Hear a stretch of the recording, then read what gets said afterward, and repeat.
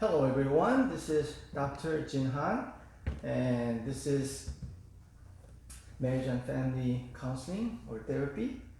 Okay, we're gonna continue on with this incredible book, Love and Respect by Dr. Emerson Eggridge. And this is the best book that I ever read in terms of relationship, not just between men and women, but relationship in general. So if you could understand the main concept, why we are craving for love and why we are craving for respect from each other, it could really extend to the point where you could understand why the children want respect and love from their parents and how everything was originated if you're looking at this whole picture from the biblical standpoint.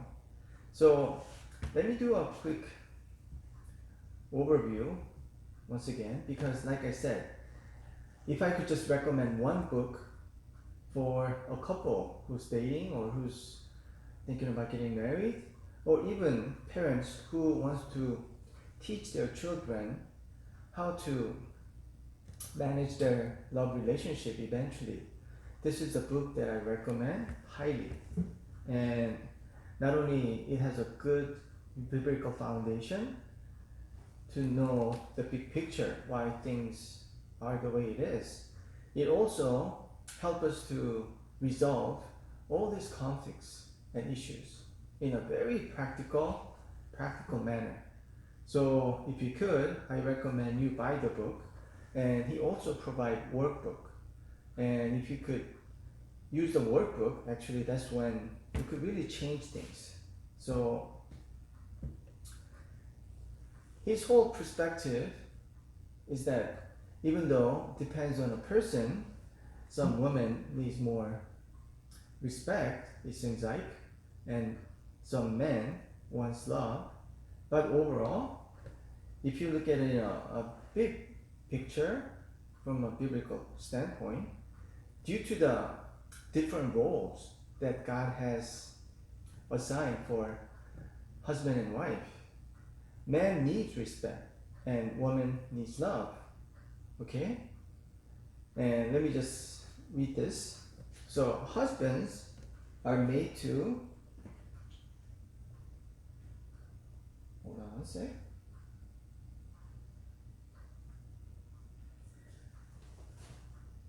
Respected, want respect, and expect respect. Let me read that one more time. Husbands are made, you see, made. Made by who? Made by God to be respected, want respect, and expect respect. Not just from a wife, but from others in general. And wives are made to love, want to love, and expect love. If you could remember, I mentioned, I believe, when you were talking about gender differences, when you do a research on the major difference between men and women, men are more geared toward making some results. That men are very driven, for goals and getting the results. But women are more driven to serve others and caring for others. And the prime example is like Switzerland or Netherlands, Finland. Those are the countries that are very, very open for gender equality, and they've been doing this for such a long time. A lot of people are saying that those Scandinavian countries are the ones that really provide equal opportunity for both genders. So if you go to those countries and visit them, there are a lot of women CEOs and women in high places. But then after a while, when women were living in this type of a wonderful environment, but they could actually climb up to the ladders, if you like,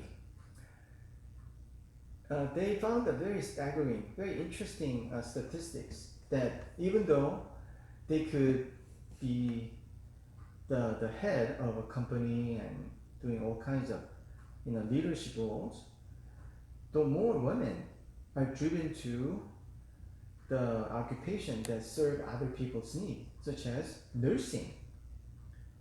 Instead of becoming a doctor and becoming an administrator running the hospital, women tend to enjoy just caring for the patients.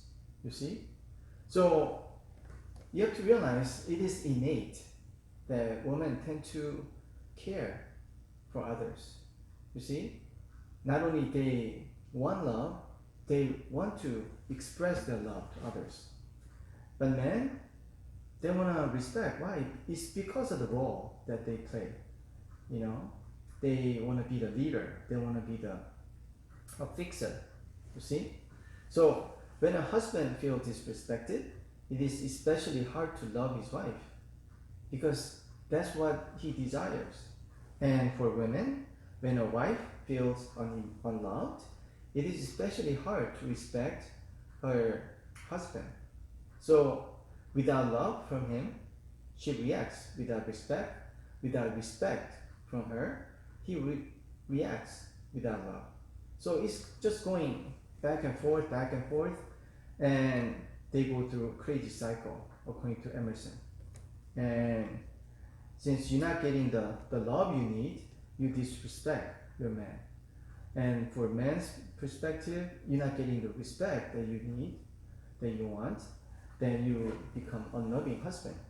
So it's a crazy cycle, going back and forth and just going this loop, continually, like a hamster, in a hamster wheel. So his 5 big ideas are, number 1, no husband feels affection toward the wife who appears to have contempt for who he is as a human being. The key to creating fond feelings of love in a husband toward his wife is through showing him unconditional respect. And craziness happens when we keep doing the same thing over and over with same ill effect. We call that crazy cycle. He calls that crazy cycle. And it really, really paint a perfect picture of a couple who's in conflict. And the way to fully love a husband is to respect him in ways that is meaningful to him. And love your wife, always try to see what is in her deepest heart. So when a husband feels disrespected, he has a natural tendency to react in ways that feel unloving to his wife. Perhaps the command to love was to give him precisely for this reason. When a wife feels unloved, she has a natural tendency to react in ways that feel disrespectful to her husband. Perhaps the command to respect was given to her precisely for this reason. And I really believe so, that's the reason. And I'll eventually tell you exactly how everything happened. But once again, it's all about the roles that husband and wife play, not the position as husband and wife. So even though there are always an exception to the general rule, overall, it's all about the role that we play. Man has to be the leader of the household, and women be the supporter and also loving wife. And if I say this, some liberal people might condemn this kind of perspective. But the thing is, this is a blueprint for marriage according to the Bible, because God was the one who created the marriage, not human, you see? And God was the one who created human beings and create the whole universe.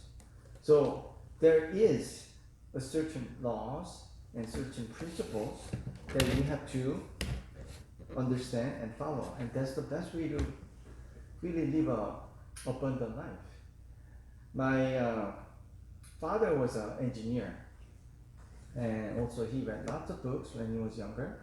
and he actually wanted to be a writer, but he also interested in science and engineering, so eventually he became an engineer.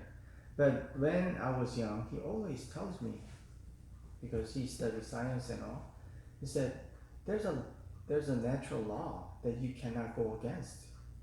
Like gravity, for example. When you drop something, it will go to the ground, okay? You cannot go against it, you see?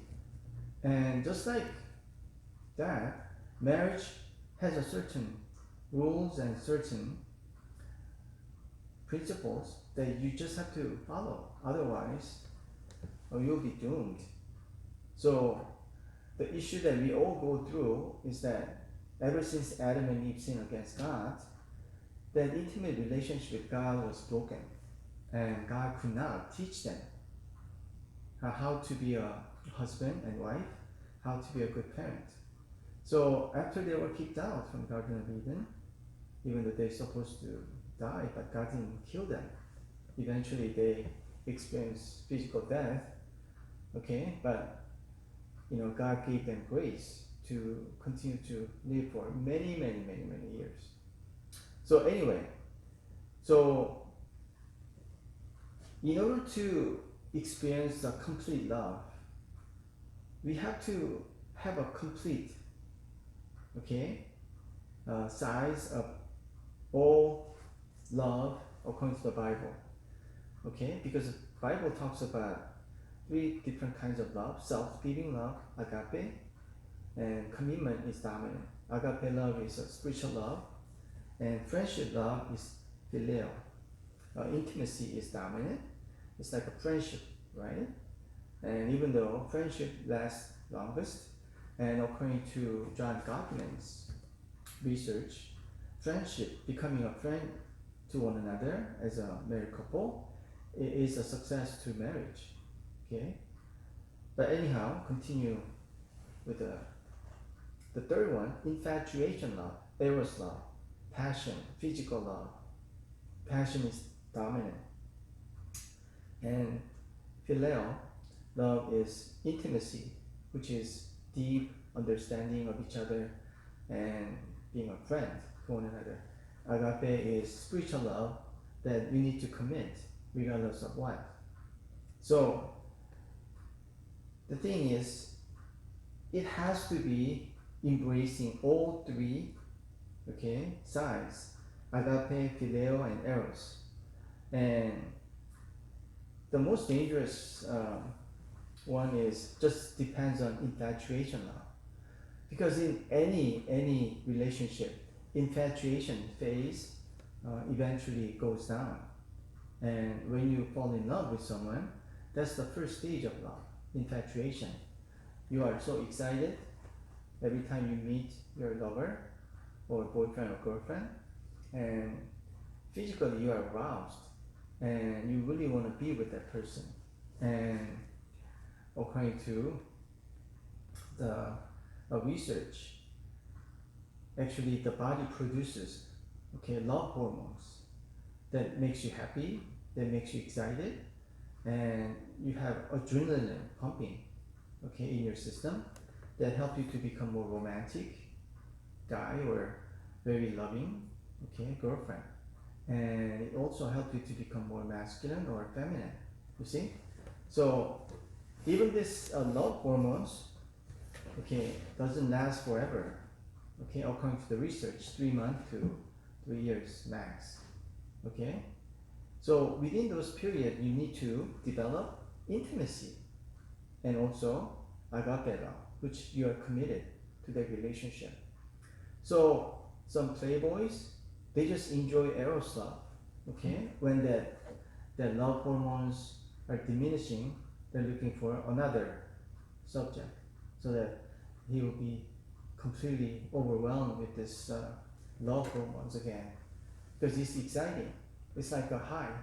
It's like you are in drug. You are just totally in drugs. So you have to overcome this issue of men being irresponsible and wives being controlling and manipulating. And I want to show you the second part of the Emerge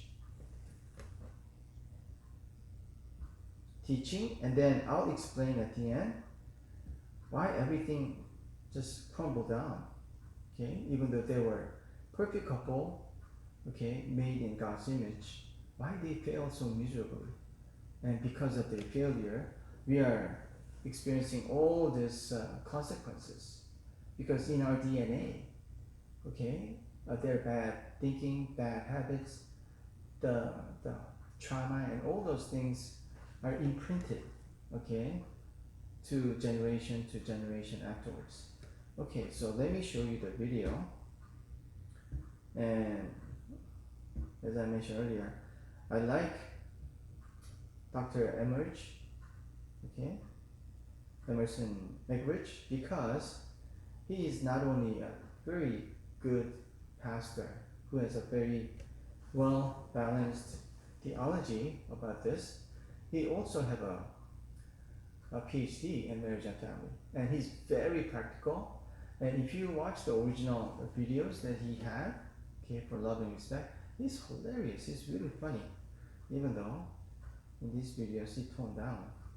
Okay, so let's watch, and then we'll talk about it. So that was a wonderful time. Thank you again. I'm Emerson Eckridge, and so honored to be here. Pastor Greg had dinner with him, with the First Lady Kelly.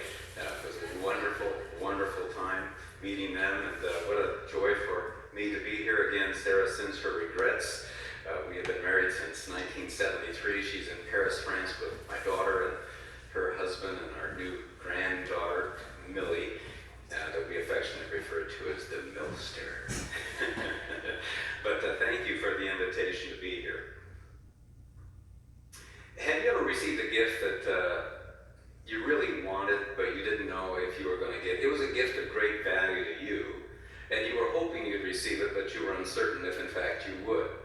I mean, think back, you're 10 years of age, it's Christmas, you've been asking for a bicycle, and you didn't know if you were going to get it or not, but then you're in the second floor bedroom, and Christmas morning, and you wake up at 5, can't get up for school, but we can get up, it's Christmas. Remember that? You jump out of bed, run across the bedroom floor, run down the hall, down the steps, into the living room where the Christmas tree is, and there's the bike, and go, ah!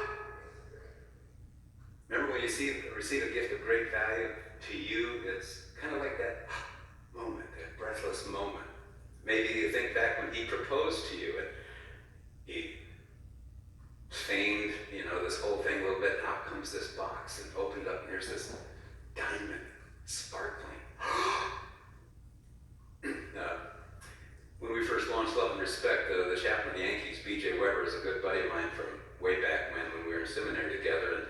And so we were doing men's night out in New York. I was going in and out of Manhattan, and I was with a group of men. And I said, hey, did any of you receive a gift of great value to you recently that you didn't expect? One guy in the back says, yeah, just this week I received an unexpected bonus check for $100,000. I said, yeah, that gets at the idea. I said, as a pastor, if the deacons meant to give me a gift of $100,000, kind of like Sanford and Son, it'd be the big one,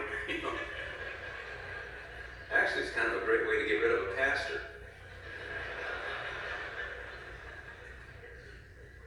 But I want you to hang on to that gift illustration I just gave. I'm going to circle back around to it, but my next point isn't going to have anything to do with it. Just hang on to the gift idea of great value. Have you ever had a conflict with your spouse when suddenly the issue didn't seem to be the issue? And you see their spirit deflate, and you go, what? What? What did I say? What? What now? Oh, what? My question is, what is the issue when the issue isn't the issue? Because certainly whatever it is we're talking about, as we say, is real, but it's not at that moment seemingly the root. It seems like something else is bothering you. I mean, it could have been talking about money management, and, but at a certain point, it seems like something deeper is going on. And I'm going to propose to you that it is. In fact, I'm going to share with you, I believe I know what the issue is when the issue isn't the issue. In fact, it's just one thing. Now, of course, that's a very simplistic statement, so I'm not asking you to buy into it, because obviously only a simpleton would make that kind of a propositional statement. So push back if you want, see if I can persuade you. So I'm not asking you to buy into it, but that's going to be my motif. I believe there's one thing going on in the spirit of your spouse. But I need to qualify it right up front. One thing in him and one thing in her. And they're not the same. And this is why we have a tendency to dismiss them as childish, because the reason they deflate, we tend not to deflate over that reason. It just doesn't bother us. Therefore, it shouldn't bother them. But not only are they deflating over it and upset with us as though somehow we're the cause of it, they're actually offended by it and holding us responsible for this, and it's in disbelief. I mean, we can't believe it. We see them as childish. They shouldn't be reacting this way, but they hold us responsible for what we perceive to be their childish reaction. We want to say, grow up. Now, apparently, not too many of you have ever had that experience here. But Sarah and I, since 1973, have had these heated fellowship moments quite often. And it happens to all of us, good-willed people, not evil-willed people, good-hearted people. Because the deal is, the things that bother Sarah just don't sometimes bother me. Sometimes we have crossover, we're human beings, and so there are going to be some real similarities. But that's not where we get into difficulty, because we tend to empathize with each other at that moment. Where it becomes interesting is when she deflates over things that I think, oh no, now what did I say? And she sees me deflate, oh, that profile in narcissism is fitting you pretty accurately at this point. This is where it becomes interesting. So the question is, what is that one thing in him and one thing in her? Well, we'll come back to that in just a second, but let me illustrate it. When Sarah and I were first married, back in 1973, 74, we were in Chicago, Illinois, going to school, and my parents lived in Peoria, Illinois, which is 3.5 hours south. We decided to visit. It was during the summertime. We go down there, and at that time I wore contact lens, and that night when I was going to go to bed, I realized I hadn't brought my contact lens case, and so, oh, brother, good grief. So I improvised. I went in the kitchen, got 2 juice glasses, came in the bathroom, filled them with water, and took one contact out, put in a glass, put the other one in the other glass, and set them on the back of the toilet and went to bed.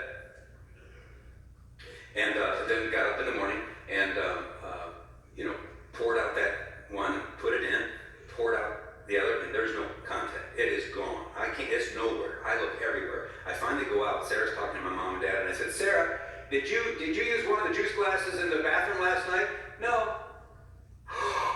Yes, now I remember. I got up in the middle of the night and took a pill. She drank my contact. And then my dad suggested how we could retrieve it.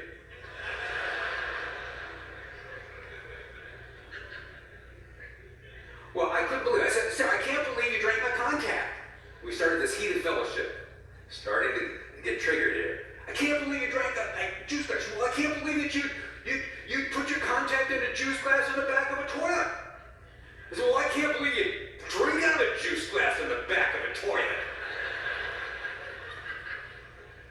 And at a certain point in this exchange, Sarah's spirit deflated. I'm a newlywed, and I could tell that the issue was no longer about the contact lens. As important as that was, it was a real issue. It was no longer the root issue. We had 2 issues. I knew enough at that point that something else was now really deeply troubling her, far beyond the contact lens that she swallowed. What is that issue when the issue isn't the issue? She was processing it in a certain way on the basis of one word. Fast forward, Christmas time, and we again come from Chicago down to Peoria, Illinois. Sarah was raised on the farm in Indiana. Her dad farmed 3,000 acres of corn, huge operation. She was part of that whole 4-H movement, that whole farm culture. She can do it all. She was actually Miss Congeniality of Boone County. And so she just, well, she made me a jean jacket for Christmas. I didn't know. She'd done underfoot. And so that moment came, Christmas presents. Everything had been opened other than that best present that you keep for last. And she hands me the present, and I open it up. Jean jacket.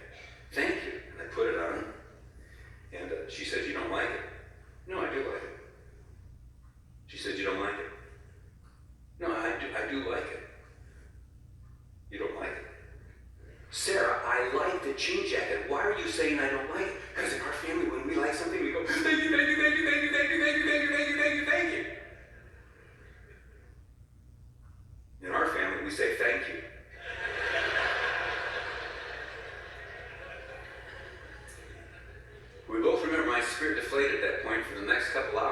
I was moody. Bipolar, of course. Mood swings. Or could it be that there was something else going on in my spirit as a male that Sarah's not tracking with? Just not tracking with. I mean, what is the issue in Sarah when we're addressing that issue of the contact lens she swallowed? What was it going on inside of me when Sarah said I wasn't thankful for, the jean jacket? Or, let's just take your relationship. Suppose your wife comes to you, it's January 15th. I can't believe it. I put on 15 pounds from all the Thanksgiving meals, all the Christmas parties, the New Year's celebrations. I feel fat, I feel ugly, I have nothing to wear. He listens. He goes to the Christian bookstore the next day, and the lead book is Dieting for Today's Christian Woman. It's written by a woman. What's your problem? He buys this book. He brings it home. He hands it to her. And for a brief moment, he thinks he's at Cape Canaveral. She goes ballistic. And on the way up, she screams to her pink megaphone, "You men have two brains! Two brains! One's lost and the other's out looking for it!" She calls him a brainless idiot. Why? Because at a certain point, it wasn't about the diet book. She's deflating because something else. She hears a message in the diet book that she thinks he's sending to her. And it's not about weight loss. And what's intriguing here is let's suppose he's got a 40-pound spread on the front, 40-pound spread on the back. He's been eating, like a football player for the last 20 years. He's been off the gridiron. He's a big boy. And so she brings home a diet book for him. What's his response? "Hey, thanks. What's for dinner?"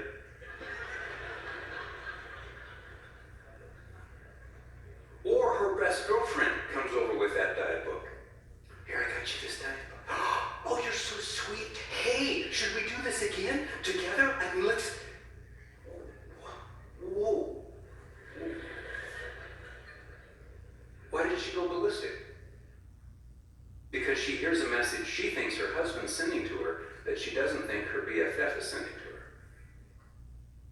And I will say that body image issues are hugely different. I mean, they'll have a woman who's a perfect model, perfect 10, when she looks at herself in the four-link mirror, she sees all of her flaws, moves into self-deprecation. This is a proven entity, the research on self-image issues, body image issues.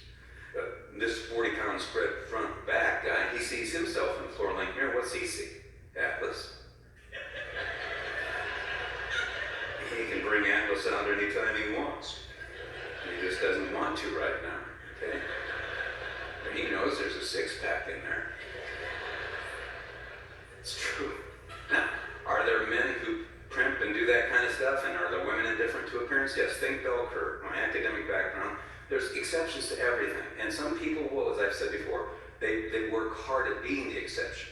They don't like generalizations because they've been conditioned to academia. And so the point is, if something is statistically significant, then it becomes a pattern that's somewhat predictable to help us understand the human heart rather than pigeonholing and stereotyping people. But you have to decide how you're going to do with statistically significant findings. Some people don't care about statistically significant findings. One exception invalidates the rule to them. That's the way they live. So I'm not here for that person. I'm here for the rest of us who want mutual understanding in our relationships. Why does your wife deflate when you buy her a diet book? Because she hears a message that you don't hear. When she gives you a diet book, and she hears a message that you're not intending to send. You could be a health nut. You're just into good health. You're oblivious to this. Fast forward 6 weeks, she's now in that Christian bookstore, and the lead book is The Key to Marital Bliss, Communication. So she purchases this marriage book. This is the third marriage book she's purchased for the two of you to read in the last 12 months. And she comes home, and she devours it from cover to cover. So, wow, he needs to read this. But he's got that second job. He doesn't have time to read it from cover to cover. So I'm going to highlight in yellow some of the key sections for him to read. And then she sets it on this stand next to his recliner when he's watching a sports center. And so he comes in, oh no, oh, another marriage book. The first two marriage books we read together got a huge say anything about this marriage, I get in trouble. But I have this feeling that if I don't say anything, I'm going to get in less trouble. So I'm not going to say anything this time. I'm going to ignore it. Just going to ignore it. And I just, no, good grief. I don't know why the publishers just don't publish these in yellow. Unbelievable. So what's going on? He hears a message. He hears a message. It's not just about the marriage book. It's deeper than that. There's a message that he hears. And what's interesting, if he came home with a third marriage book and gave it to you, that's bragging rights among your girlfriends. He bought a marriage book. Third one. I did not tell him to. I didn't even hint. Why? We're connecting. We're soulmates. See, this is a reason for envy. This is fascinating stuff if you stop and think, what's going on with this? Are there exceptions to it? Yes. But usually the man who buys that third marriage book is because they're in crisis, and she said, I'm not all in on this relationship anymore. And so we have to be honest about what we're talking about here. Two good-willed people who, basically are devoted to each other, but there is this tension. Suddenly the spirit of that person deflates. It's like you're standing on their air hose and they can't breathe. So what is the issue going on in Sarah? What was the issue going on in me? What was the issue going on with the diet book? What was the issue going on with the third marriage book? The University of Washington studied 2,000 couples for 20 years, and they said, we now know the two key ingredients for successful marriages. In fact, the book was written, Why Marriages Succeed or Fail. This was an in-depth evaluation. They had linguists, they had videotaping, they had clinical psychologists, social workers. I mean, they had the works. Watching these couples in these little love laboratories, they stayed there. And after a while, people let down their hair. Even though they're being watched, they have monitored for beats per minute of hearts. They talk about, in depth. They wanted to know physiologically what the reactions were, what's going on with the word choice, what are the patterns here. You studied 2,000 couples for 20 years, that's why they said, we now know why marriages succeed or fail. And they said it's love and respect. Love and respect. When those marriages that succeeded were observed, their conversations were carried along with a tone of love and respect for each other. And when that tone of love and respect wasn't there, when there was this sense of hostility or contempt, that was the killer. And what happens is people think if we didn't have the money problems, the sex problems, the in-law problems, all these different issues, we'd have a great marriage. No. It's the attitude that you bring to your spouse's spirit when you're addressing those stressors. If you come across in such a way that feels hostile and contemptuous to the spirit of your spouse while you're addressing those issues, you think they're not teachable. When they're shutting down because there's something else that they're extremely vulnerable to. Just as you are. It's not what is being said. Very rarely among goodwill people is the what the problem. It's the how we deliver the what that is the problem. And we don't see it because we assume they know why we're bringing this up. Or they should give us a lot of slack. The reason I am the way I am is because of this issue. The reason they are the way they are is because they got a rotten disposition. Biased research has pointed that out. We favor ourselves again and again and again. But what was fascinating is that there is a gender specificity to this. Women tended to lean toward the love side, and men lean toward the respect side. Now, it's very important that you hear me. We all need love and respect equally. It is a true need that we all need equally. I want you to answer this yes or no. We all need love and respect equally. Yes? Now, but the felt need differs. In fact, as I pointed out today, we've asked 7,000 people this question. When you're in a conflict with your spouse, do you feel loved at that moment or disrespected? 83% of the men said they feel disrespected. Very few men ever feel unloved. Isn't that fascinating? Now, you could say that men are narcissistic because of that, because that's how the pink culture interprets that. Women are telling us what men feel. But I'm going to tell you what most men feel. And it's not because of their ego. It's because they're assured of your love, but they don't think you like who they are. And they don't have a problem with you. They think you have a problem with them. They know you're a good, loving, nurturing, caring individual. So in conflict, when you're coming at him, he feels this is about without you somehow pointing out to him that he's inadequate and you don't respect who he is as a human being. That's how he's filtering it. He's not egotistical, he's fearful. But men don't break down and cry. They get angry. They go quiet. And that is interpreted as arrogant and controlling, rather than as a vulnerability. And so what we do is we don't correctly interpret what's going on. And we need to reframe the deeper spirit of the person, and will help us as we proceed tonight, hopefully in being able to do that. But the women lean toward the love side. 72% of women feel in love. And so this is a huge, huge difference in terms of how we filter it. Now, on the outsides, there are men who feel in love, there are women who feel disrespected. And what I always say is the best way to love a respected woman is continue to meet her deepest need to be loved for who she is. And as we've said, no movie ends with a hero embracing the damsel saying, I want to respect you the rest of my life. And there's no card in the card industry from a husband on the 10th anniversary saying, baby, I really respect you. So though women need R-S-P-E-C-T, when it comes to intimacy and the relationship with this man, though they want respect and will say they need respect, at the end of the day, it's love. Because if he keeps showing her disrespect, she'll say, can you say you love me? And treat me disrespectfully. Whereas most men are assured of a woman's love. And so in the conflict, he will say, you're disrespecting me. If you show him disrespect week after week, nobody disrespects me like you. Everybody respects me but you. But he never lands on the idea that you don't love me. How can you say you love me and treat me? Men can, I know clearly you love me, but you don't respect me. And people who think that these are synonymous, they're not. You respect your boss, you don't love your boss. You love deeply your rebellious 16-year-old boy, but you're not feeling any respect for him right now. These are not synonymous. And so the important thing is to understand that there is a difference which has to be understood in order for us to rightly interpret. Why is my spouse deflating right now? Well, your spouse is deflating in most cases, like your wife. She's feeling unloved at this moment. We'll explain that. I'll give you that right up front. That's why she's deflating. But we're not trying to be unloving, and we feel that she shouldn't feel unloved. And he deflates because he's feeling disrespected, but you're not trying to be disrespectful. You may be reacting that way, but it's because you want him to awaken to your deeper cry of your heart that you're feeling insecure and unloved at this moment, and he should get it and also know that you really don't mean it, because you don't. So what happens, though, is he's filtering it still through that grid because nobody talks to him this way. So it's very difficult as a man. I would die for you. I'm trying to give everything and somehow it seems to me you're using this topic as another opportunity to send me a message that you can't stand who I am, that you have disdain in your heart for who I am as a person.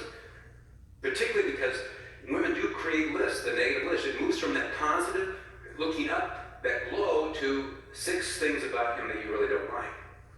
And I get thousands of emails, and women always say these 6 things, and she's trying to help me understand women are not mean-spirited. They're really trying to work on the relationship. She'll state the 4 to 6 things, and she says, but I'm not perfect. I have my issues. I'm trying to, and then she goes back, but I don't know. So I'll say, hey, make a list of 15 things about him that are positive and send that to me. And she'll write back, and I've had this so many times now, so I can be assured this is the way. Thank you for having me do that. I fell in love with my husband all over again. Very fascinating to me. Just saw that again and again and again and again. Didn't mean that the 6 things that she didn't like changed, but sometimes we lose perspective, and your husband's picking up on that. He feels it's unfair. I know I got issues, but do we have to go global with how horrible I am? But see, you're not trying to do that. So he doesn't understand you, you don't understand him, and so you got 2 goodwill people who care deeply for each other, but get to this point where they're sitting in different parts of the home, totally confused. But the University of Washington did some interesting observations. So first of all, they noticed that these 2,000 couples for 20 years, that 85% of those during a marital conflict who eventually withdrew and stonewalled, that's the way they titled it, withdraw and stonewall, was the man. 85%. That's what we call statistically significant. That's not chance, not a result of randomness. If you could put your money in an account that was 85% assured of making money, you're going to do it. And so the point is that very significant. Now the question is, how do you interpret that? Well, why were these men withdrawing? Well, because they're egotistical, because they're unloving. And that was the descriptor. It was such a common response on the part of the female that they used the descriptor. What do you as a wife feel when your husband withdraws and stonewalls? It feels like an act of hostility. And so they actually created a descriptor, active hostility. It's an act of hostility. She could not imagine shutting down and withdrawing over what she perceived to be a minor criticism at best. What? Oh, come on.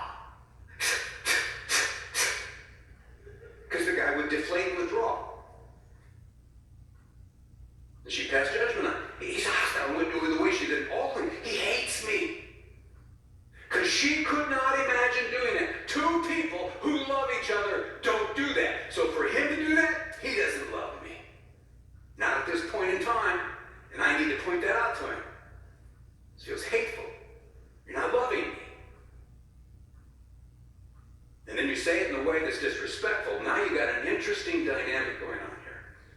Because he's not hearing the deeper cry of your heart, he's taking up offense over the delivery, and then you talk about two people who think, we made a mistake. No, you're actually kind of normal.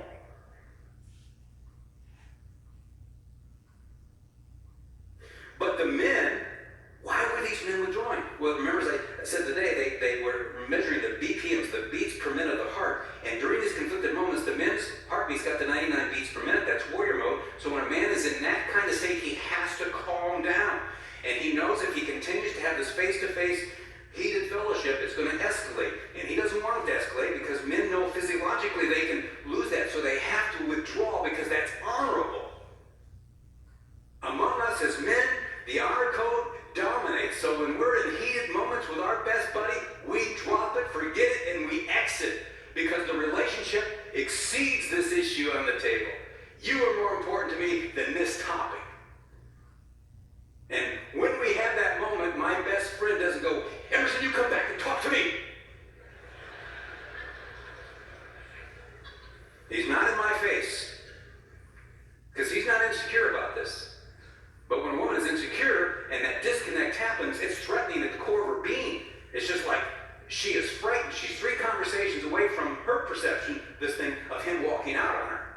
And so she's continually needing reassurance that they're connected and everything's okay between them. So she gets very aggressive in the home to connect. So it raises the question, when a man stonewalls and withdraws, is it an act of hostility or is it an act of honor? The answer is yes. It just depends on whether you videotape in blue or videotape in pink, which is the word picture I use, because it captures this point very well. So we point out pink and blue together, purple, the color of royalty, the color of God. Jesus said, having not read, you made it from the beginning, made it male and female. I see her as pink and blue, so to speak. Together they are purple. They reflect the image of God. God's not pink, not blue in that sense. He's purple, and we together reflect his image. And so if you videotape this in blue, it's an act of honor. If you videotape that episode in pink, it's an act of hostility. And what happens in a relationship, if I know I'm right, then my spouse has to be. Rather than having this mature perspective, neither one of us are wrong, we're just different. That this is not a moral issue that we're talking about. These are what I call the pink and blue differences in the gray areas of life that must not be escalated to black and white matters. It's just a common issue. There's not moral issues here. If there are, then that's not my frame of reference. He's betraying you. He's beating the kid. We're not talking about that. We're talking about these day in and day out tensions between people of goodwill. And so here you have this moment where I know I'm right, and therefore my spouse has to be wrong. No, my idea is better, their idea is less better. The way in which they're dealing with this is less better in my opinion, but that doesn't make it bad. How can you say a man is hateful when he's trying to do the honorable thing? This is why he doesn't apologize to you. Why should he say he's sorry for doing the honorable thing on the heels of what he perceives to be disrespect from you over something that he didn't feel was unloving? And then we labeled him egotistical and arrogant because he never says he's sorry. You don't say you're sorry in the man's world for doing the honorable thing when you want to just really go after your best buddy. Why would you apologize for that?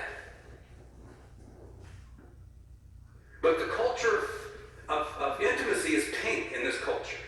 So it dominates. And the females are telling us why men do what they do. They're defining who men are. And a lot of that can be very accurate. But we got to be very guarded if you don't have men in there also saying, let me tell you what's really going on. Just as what would you think if all of us men were telling you women what you feel and why you feel it? And we've got to be gracious and merciful here. But the point is, neither one of you wrong. Now, it's important that you not use this. You're good. So here's the deal. I don't justify you gentlemen not just walking on, do the honorable thing. I'm not going to talk to you. No, that's not the application here. I need 15 minutes to calm down. My heartbeats are 99 beats, and I need to get it down right around 65. And then in 15 minutes, I'll come back. Don't chase me. And then you, as a man of integrity, man of honor, come back for 15 minutes and talk about it 15 minutes, but you don't, not 15 hours, lady. Keep it on one point. He's going to stay in place, you stay on one point. And in my book, I talk about rules of engagement. So get the book Love and Respect, because I don't have time to get into that. But here's the point. You don't use this information to club your spouse. You don't say, you're not an honorable man. It is hostile. Women rule. Women are right. No. if your sweet daughter-in-law does that toward your precious baby boy, he's a good kid, but he's going to shut down because physiologically as a male, this is what's going to happen. She's going to say he's hateful. Maybe he's honorable. Now, it doesn't justify staying away. The point is, as an honorable man, you come back. But if we both label the other, you're wrong for feeling, well, you're wrong. You're going to just be, you're not going to get anywhere with this information. What you both have to say, neither one of us are wrong. We're just different. And I'm trying to do the honorable thing, but I can understand why that'd feel hateful to you. I don't hate you. I kind of think you don't like me. I'm trying to just, so we need to somehow figure this out. Well, I'm not trying to dishonor you in this. I'm feeling insecure and I need reassurance that you love me because I need your strength, that it's actually a compliment, not a complaint. I hope you understand that. Well, it's not easy.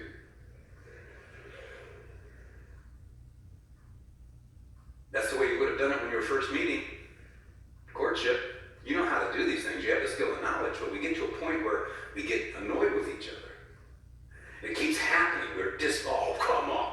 Oh, here we go again. Oh. We didn't do that in courtship.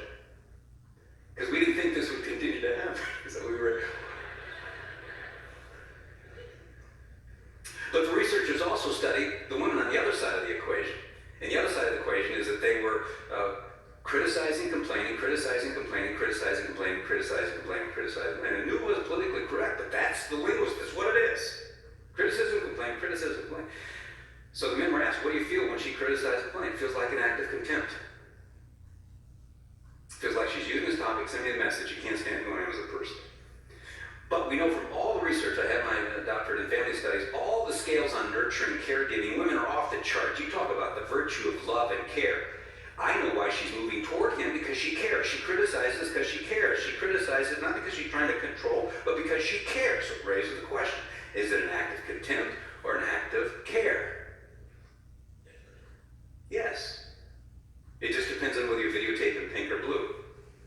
Well, I saw a pink and blue verse in Ephesians 5:33 that's very important, because I find this fascinating that not only do the researchers find that love and respect are the two key ingredients, but it's gender specific. She leans toward the love side, he leans toward the respect side. Ephesians 5:33, 2,000 years ago, the Lord said the same thing. Each one of you also must love his wife as he loves himself, and the wife must respect her husband. Now, today I talked a little bit about respect and the pushback on that. Our time is elapsing right now, so I don't have time to unpack what I said this morning, because it'd be redundant. This is a second message. Some of it's contingent on what I said this morning. So those of you here for the first time tonight, I apologize. But there's real pushback on the respect side. I don't feel any respect for him. He's not superior to me. I'm not inferior to him. I'm not going to give him license to do what he wants to do. I think this is a return to male patriarchy. There's a mantra that I go through that explains how women react. It's what I call the landmines, and I've stood on every one of them. It explodes in your face, because men serve and die for honor. But when women hear respect toward a man, gag me. But the point is, your husband is extremely vulnerable to what he perceives to be your contempt or disdain or disgust or disrespect toward his spirit. We're not talking about respecting bad behavior. In our world as men who have the honor code, we never honor or respect bad behavior. We honor the man who has acted dishonorably. We always, like Jesus, your spirit's willing but your flesh is weak. We never show contempt toward the spirit. If you show contempt toward the spirit, you got an enemy. We're very guarded. We believe in the man. Well, we say, I believe in you more than you believe in yourself, Harry. I think I've always admired you more than you admire yourself. You've got a real problem with your self-image right now. That behavior there is unbecoming of who I see you to be. Doggone it. I mean, he's going to be drinking that in. He's not going to like it. Did you talk about honoring a man while you're slapping his rear end? I mean, it's just the way we approach. Great male leaders do this. They never show contempt toward the spirit of the man, any more than you can show hate toward the spirit of your wife. You cannot come across in this harsh, angry way. And you say, oh, she's not teachable about money. Well, you're killing her with your spirit toward her spirit. And what happens, it gives birth to what I call the crazy cycle. Without love, this is the problem. She reacts, though, without respect, because she's threatened. She's not trying to be disrespectful. And without respect, he ends up reacting in a way that feels unloving to her. And this gets crazy. Without love, she reacts without respect. Without respect, he reacts without love. And in the book, Love and Respect, I unpack the crazy cycle and how we get off the crazy cycle. But I shared with the group that there's something that Sarah and we get on the crazy cycle every week, a couple times every month. It's not a big thing, but we know how to jump off. But how do with this. As you get into this Ephesians passage, this was first written on parchment. We put chapter and verse later so the Christian community could quickly reference. But Paul's writing on parchment. And there's this theme. Chapters 1, 2, 3 is doctrine that we've now made. Chapters 4, 5, and 6 is application. And he swings from doctrine to application on the husband-wife relationship, father-child relationship, master-slave. And then he does the same thing in Colossians 1 and 2, doctrine, 3 and 4 is application. He swings from husband-wife, father-child, and master-slave. And you'll see in other epistles, sometimes they'll throw in a fourth, authority and citizen. Why those 4 areas? That's where the Lord's watching. It has nothing to do with talent, has nothing to do with symmetry, has nothing to do with celebrity, has nothing to do with spiritual giftedness. It's everything to do with trust in Christ, love for Christ, trust and obedience toward Christ. And Paul goes on in that Ephesians 6 saying, and he keeps using this refrain, as to the Lord, as to the Lord, as to the Lord. You husbands, love your wives as Christ loved the church. You wives, hupotasso toward your husband, as to the Lord. He's not the Lord, you're doing it as the Lord. Why? Because Jesus said, as you've done it to the least of these, you've done it to me. And he hits this theme again and again in both Colossians as well as in Ephesians, as to the Lord. He goes from the vertical, or the horizontal to the vertical. He just goes into the heavens. And then he says in the section, whatever good thing each one does, this he'll receive back from the Lord. New Natural says will be rewarded. Now those of us in Christ and Christ in us, salvation is a free gift. Jesus Christ paid the penalty. I wasn't raised in a Christian home, and once I realized that he's the substitutionary atonement for all my sin, this is a gift that he gives to you. You can't buy the gift, you can't earn the gift. Salvation and heaven is a free gift. But it's like the Lord is saying, there's an add-on. Once you're in heaven as a free gift that I paid for, that you could be there, I want to respond to people who trusted and obeyed me. I want to respond to people who loved and reverenced me. I want to be able to say, attaboy, attagirl. Why do Sarah and I try to get off the crazy side? Because at the end of the day, the Lord says, Emerson, I want you to love Sarah because I'm standing beyond her shoulder. You love me, Emerson. Emerson, I see her. She's got your book up in your face again. I see it.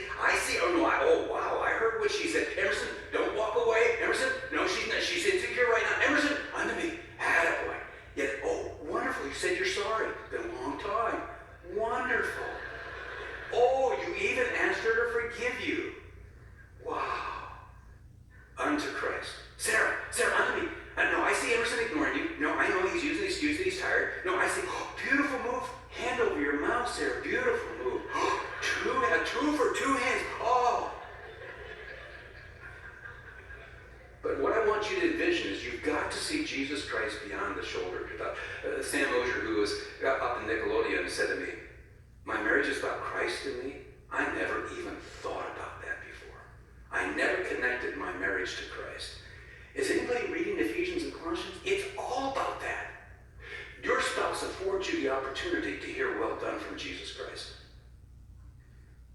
In fact, you can do marriage God's way even if your spouse bails on you. You can be a loving man in the face of a woman who is disrespectful and not lovable, and you are touching the heart of Christ. The question is, do you believe this? I don't think we have a crisis of marriage in the church. I think we have a crisis of faith. I don't think we really believe it's going down the way I'm saying. My question to you is, can you put on love toward Christ who stands beyond the shoulder of your spouse? Ultimately, I'm called upon to love Jesus Christ, and Sarah walks in between Jesus and me. And my love for Christ should spill over onto Sarah's love for her. So if I'm not loving Sarah, it means I'm not loving Christ. Christ calls Sarah to reverence him, and periodically I walk in between Jesus and Sarah. And her reverence for Christ should spill over onto me as respect for me. And so if she's not respecting me, is she reverencing Christ? If I'm not loving Sarah, am I loving Christ? From a biblical standpoint, the answer to that is no. And there's coming a moment when I stand before the Lord, I die and I sin. Emerson, did you love Sarah? Lord, do you realize the family of origin? Do you realize the issue? Emerson, yes, sir. Did you do this out of trust and obedience toward me? Did you do this out of love and reverence for me? This is my command to you. Sarah's irrelevant here. She has nothing to do with this. Sarah, did you respect her? Lord, since I died, he's now making a poster of himself as the love and respect poster child. Sarah, Emerson's irrelevant. In more ways than one. I can't believe he's done that. Michael, deal with Emerson down here. But Sarah, did you do this out of love and reverence toward me, out of trust and obedience toward me? It has nothing to do with Emerson. That's what this text, these are imperatives. They have nothing to do. This is, God calls me to be loving. Sarah's irrelevant.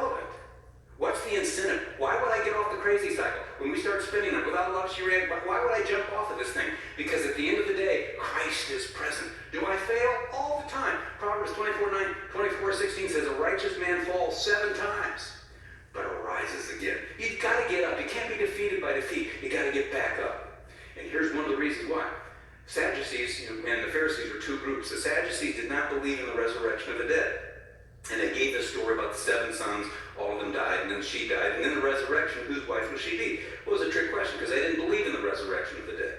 But Jesus said, you neither know the scriptures nor the power of God. You're not married in heaven, nor will be given in marriage in heaven. But you'll be like angels. What's Jesus saying? You're not going to be married to this person in heaven. So what is marriage all about? It is a tool and a test to deepen and demonstrate our love and our reverence for Jesus Christ. And your spouse affords you that opportunity. The question is this: have you gotten this? Or are you spinning on the crazy cycle incessantly because you're blaming them for your unloving?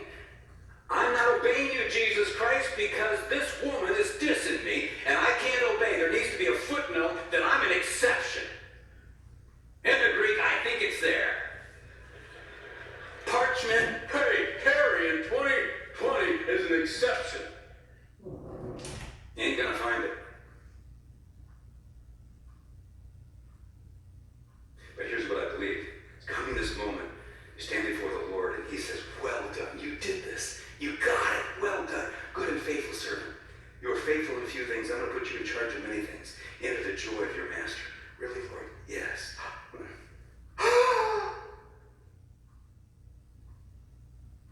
I call it the unending first moment, and that will go on forever and ever and ever. And even that pales in comparison to what we're going to experience, because eye has not seen, ear has not heard, it has not entered the heart of man what he's prepared for those who love him. He will do exceedingly abundantly beyond all that we can think or ask, Paul said in Ephesians 3.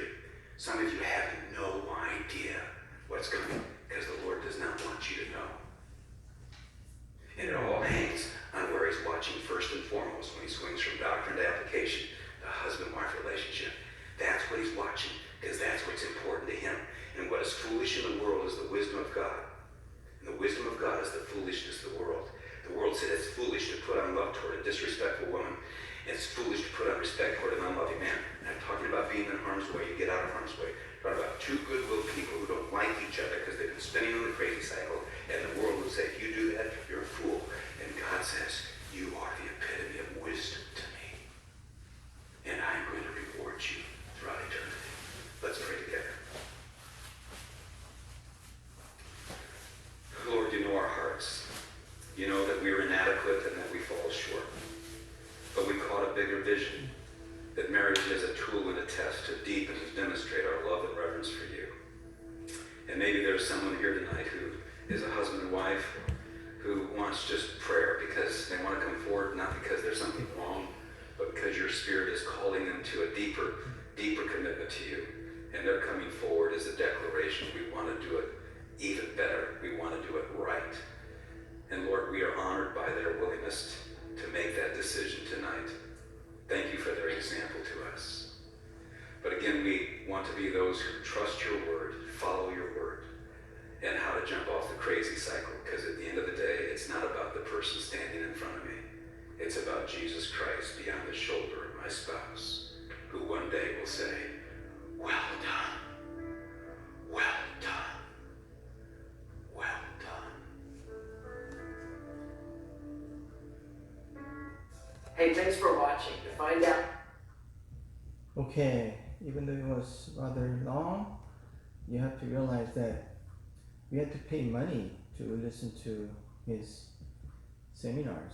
But I really want you to consider buying his book and buying his workbook. And if you are married and if you want to have a healthy marriage, I definitely recommend you to use this material and practice, exercise. Because without practice, you're not going to really change anything. Okay, so lastly, I'm going to just talk about the origin of why men become more irresponsible and wives became so controlling and manipulating.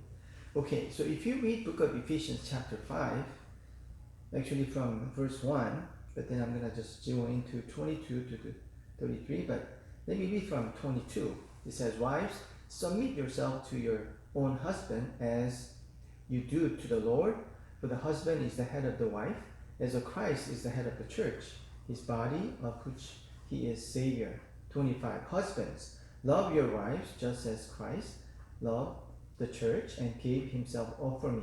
Okay, you have to realize every time Bible talks about anything that we have to change, anything that we need to do, it always points to Jesus Christ at the cross, how he sacrificed himself as an atonement for our sins. He sacrificed himself as a pure lamb, that he completely wiped out our sins, past, present, and the future, because he was pure and he was holy. He had no sin, okay, because he was born into this world as through virgin birth. And not only that, Bible calls him as a second Adam.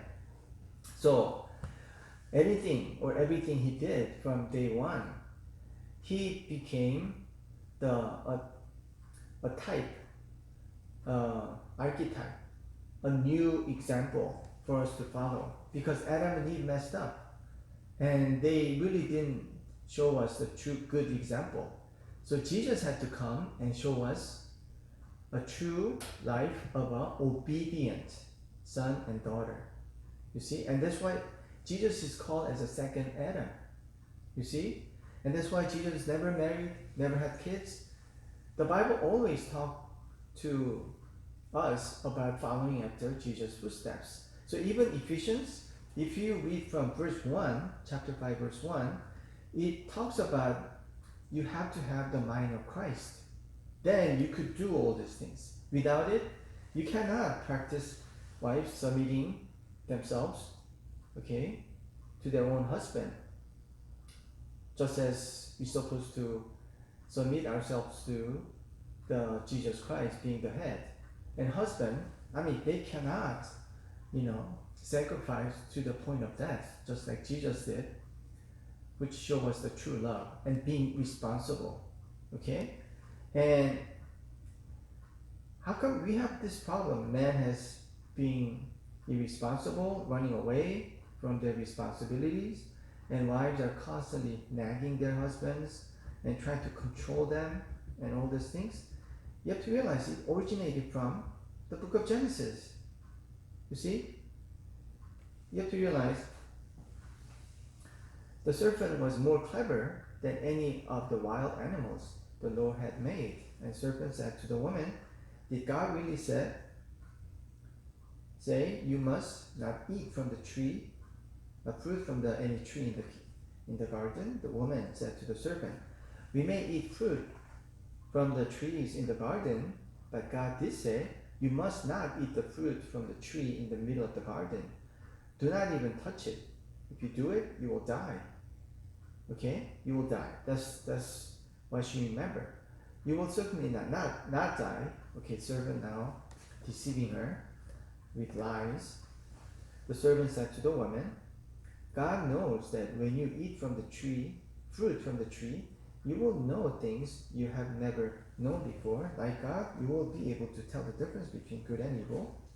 And woman saw that the tree fruit was good to eat and pleasing to look at.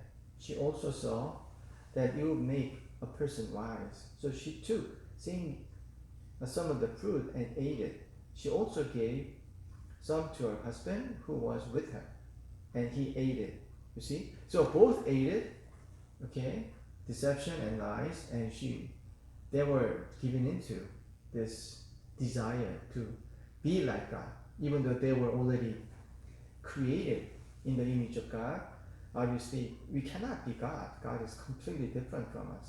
Still, God gave them a power to dominate, okay, and also be the manager. So we have the power to rule this whole creation that God has given us. But it wasn't enough for them. They want to be exactly like God, which they're not supposed to, and which they cannot acquire. So, but the point is this: when everything happened, they sinned and they were ashamed for the first time. they feel embarrassed and they feel guilty. They feel guilty and they were hiding from God because they finally realized they have done something wrong. So God asked Adam to come. But here's the thing. If you have a fight on the street, okay, with someone, and it became big, and there was a huge commotion going on, and the police came, and so when police arrives, they will ask you and your enemy who engaged in the fight, same question. Okay, who started first? Because person who started first had more responsibility. So actually, it was woman who sinned first and also tempted Adam to eat with her. Okay, but interesting thing is, God asked Adam instead of Eve first. Why? It's because Adam is the head of the family. He bear more responsibility. That's why every time I counsel a couple, I demand more responsibility and more weight from the husband. But then what happened?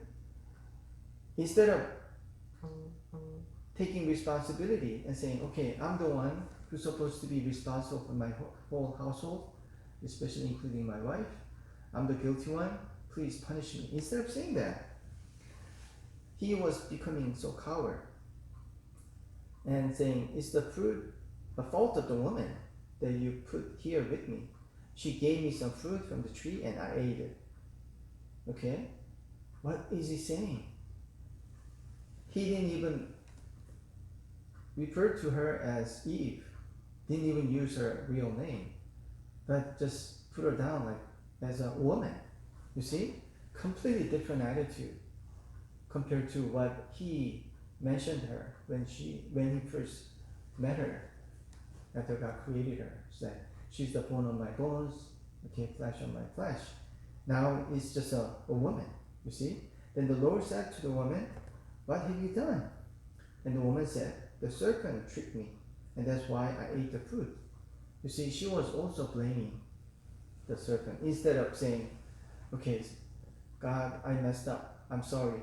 Please forgive me and punish me whatever penalty I need to pay.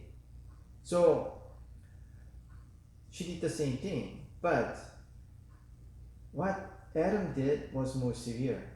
Why was he saying that? Actually, I'm sure they remember what could happen to both of them when they eat the fruit. What God said? God said, you're gonna die when you eat this. You see?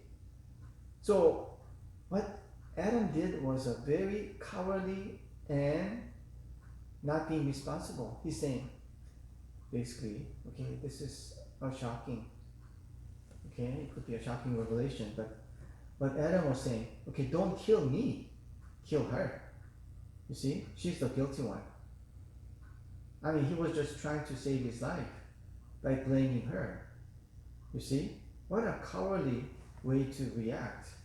Can you imagine? You're the responsible for your kids' lives, right? But when you are in danger, you are saying, I don't care about my kids, just take them away and save me. It's like that. And that was the beginning of marriage conflict, I believe. And since then, women were cursed to be manipulated and controlled by men. So equality was broken. It's no longer required. No longer applied. And men became more harsh toward women. And men's curse was, now he has to work really hard to provide for the family. You see? So it became a vicious cycle. I'm sure that even though it was Eve's fault to tempt her husband and entice her to eat the fruit with her, and what she was doing was she was trying to control and manipulate, and that's the issue from the beginning. So if you read the original language, original Hebrew, how it was described, Eve was trying to control him. You see? Because it says, okay, let me read.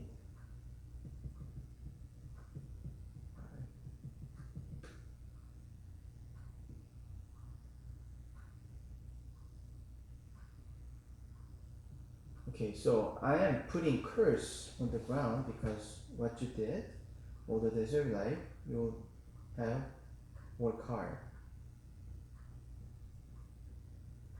Okay, for man and for woman,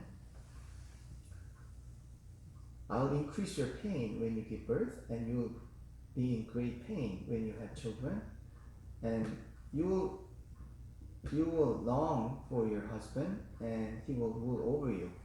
So, curse for woman was she's gonna constantly yearning and wanting to be loved, but instead of getting the love she wants, she'll be just controlled and manipulated by man. And that's the human history. You see, that equality was broken, and that's the history of men and women, gender differences. Now it's not just different. Now there's a huge gap between men and women's power. And who changed it all? Jesus Christ. When he came, died on the cross and resurrected, the Bible says now everybody is equal. Okay? Jesus was the one who paved the way for us to have that equality again. But sadly, in reality, it's still not completely done because Jesus has to come back again and reestablish the whole earth. Until then, we're gonna struggle. So, as a Christian man and woman, as a Christian couple, husband and wife, we have to practice what God asks us to do. So you first have to share the mind of Christ, follow his footsteps, and remind yourself, don't go back to that crazy cycle. You just have to do what you're supposed to do, which is, for the women, you have to recognize your husband as the head of the family, just like Jesus Christ being the head. Okay? And actually, man has more responsibility because for men, God is asking him to die. Die for your wife. Why? Because he messed up. He wanted to save his own life. So now you have to do completely opposite. You have to die for your wife. Just as woman, you've been controlling her, you wanted to control your husband. Now, you have to submit yourself to the husband's leadership. So that's it for today. And if you could understand what I was saying, you will have a big picture. You will understand why we are constantly fighting, not just men and women issue, but the war and the fights in general. It happened because we fell out of God's grace, God's unconditional love. So that's why we have to go back to the cross and practice what Jesus did. Okay, have a wonderful Thanksgiving weekend, and we'll see you again after the week, Thanksgiving week. There will be one recess, so there will be no lecture for Thanksgiving, and then we'll resume. Okay, have a wonderful Thanksgiving.